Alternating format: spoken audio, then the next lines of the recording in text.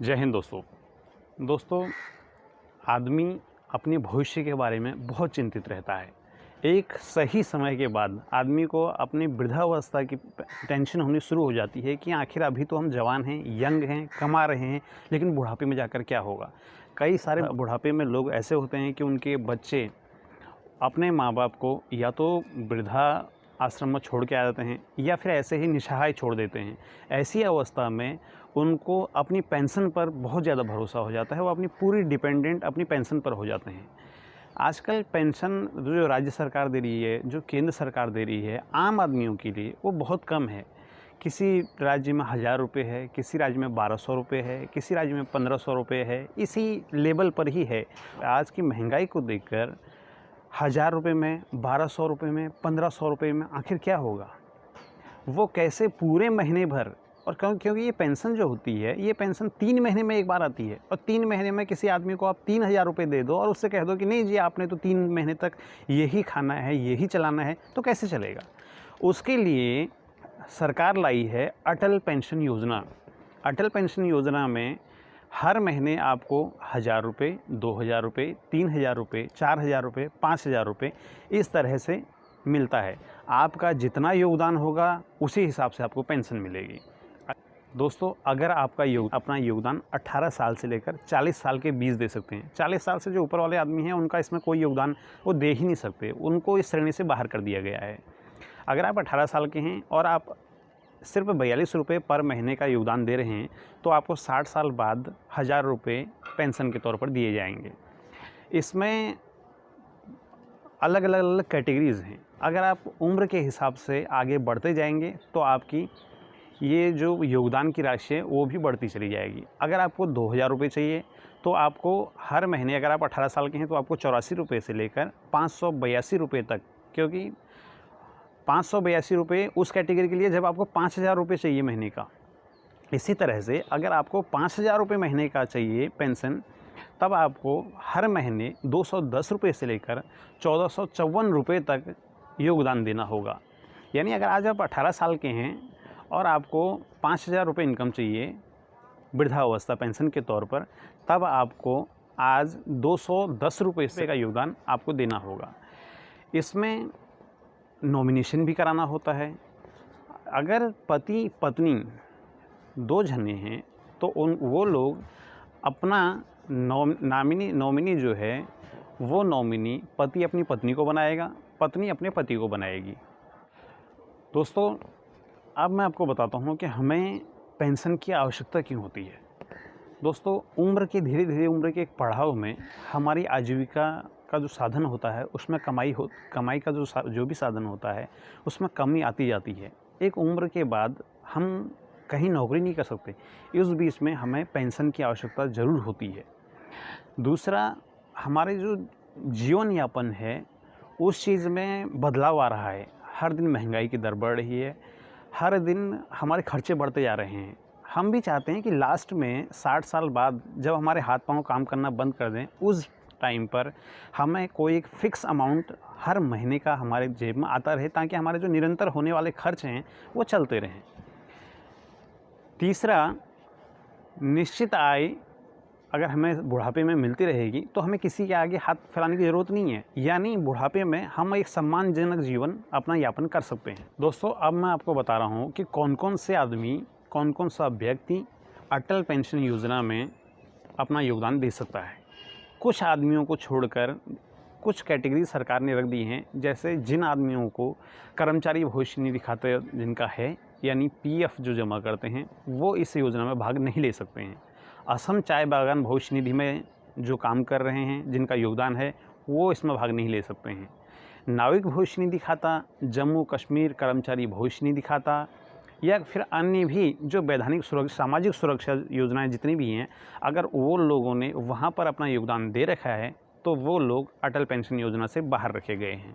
दोस्तों, अटल पेंशन योजना में भाग लेने के लिए आपके पास कुछ ज़रूरी चीज़ें होनी चाहिए।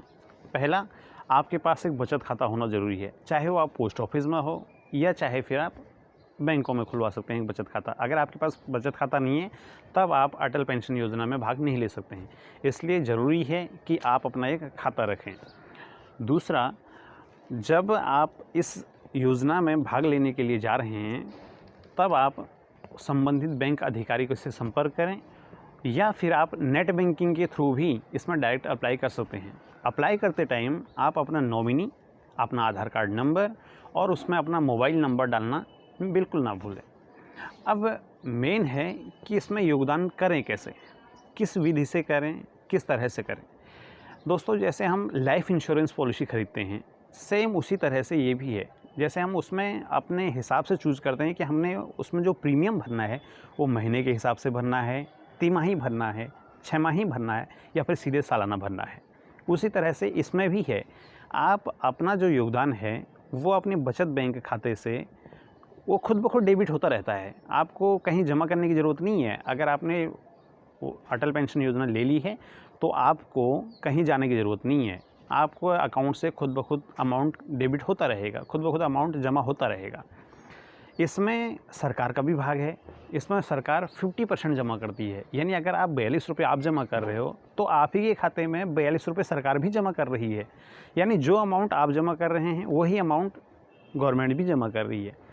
पर ये पैसा 1000 रुपये तक ही गवर्नमेंट जमा करेगी, यानी साल का 1000 रुपये तक, या फिर 50%। अगर आप 42 रुपये जमा कर रहे हैं और 42 रुपये सरकार जमा कर रही है तब तो 42 रुपये जमा सरकार करती रहेगी। लेकिन अगर आप 500 से ज़्यादा रुपये जमा कर रहे हैं और साल में आपका 6000 रुपये जमा कर रहे हैं तो उस बेस पर सरकार आपका 6000 रुपये जमा नहीं करेगी। सरकार का जो योगदान रहेगा वो सिर्फ 1000 रुपये तक ही रहेगा, या फिर 1000 रुपये से कम रहेगा, दोनों में से जो भी कम है। और दूसरा, हमें कई बार ऐसा होता है कि कहीं हम पॉलिसी भरते टाइम कई बार चूक जाते हैं।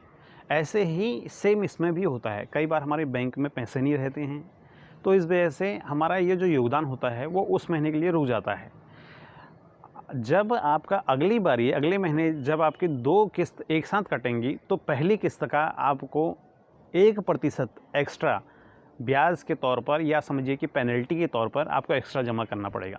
मान लिया आपका 500 रुपये महीने का कटता है और आपने पहले महीने नहीं भर पाए, अगले महीने आपको 1000 रुपये कटना है, तो 1000 रुपये के बजाय आपको 1005 रुपये कटेगा, क्योंकि 1% आपकी पेनल्टी भी लग गई है। ये पेनल्टी कोई ज़्यादा नहीं है, मामूली सी पेनल्टी है, लेकिन ज़्यादा देर तक गैप नहीं करना है इसमें। अगर बहुत ज़्यादा देर तक गैप करोगे तो उस बीच में आपका अमाउंट भी बढ़ेगा और उसी हिसाब से आपका ब्याज भी या फिर आपकी पेनल्टी भी बढ़ती जाएगी। ये पेनल्टी आपके ही खाते में जमा होती है, जो आपका पेंशन खाता होता है ये पेनल्टी भी उसी में ही जमा होती है। इसलिए मेरा कहना ये है कि जितना अमाउंट में आप अपना योगदान दे रहे हैं उतना अमाउंट अपने खाते में कम से कम बनाए रखें। इतना सब कुछ करने के बाद 60 साल बाद आपकी एक पेंशन शुरू हो जाती है।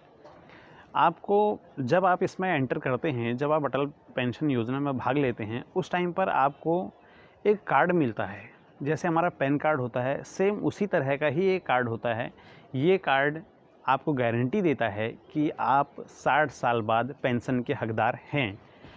अब कुछ एक शर्तें हैं, जैसे 60 साल बाद हमने 60 साल तक लगातार ये भर दिया है और 60 साल बाद अचानक से मृत्यु हो जाती है, जो आदमी ने इसमें भाग लिया हुआ है, और अचानक से मृत्यु हो जाती है, तो उस बेस पर क्या होगा? उस बेस पर जिस ग्राहक ने APY यानी अटल पेंशन योजना में भाग लिया है, उसने जिसको नॉमिनी बनाया है उसके नॉमिनी को एक मुफ्त अमाउंट दे दिया जाएगा।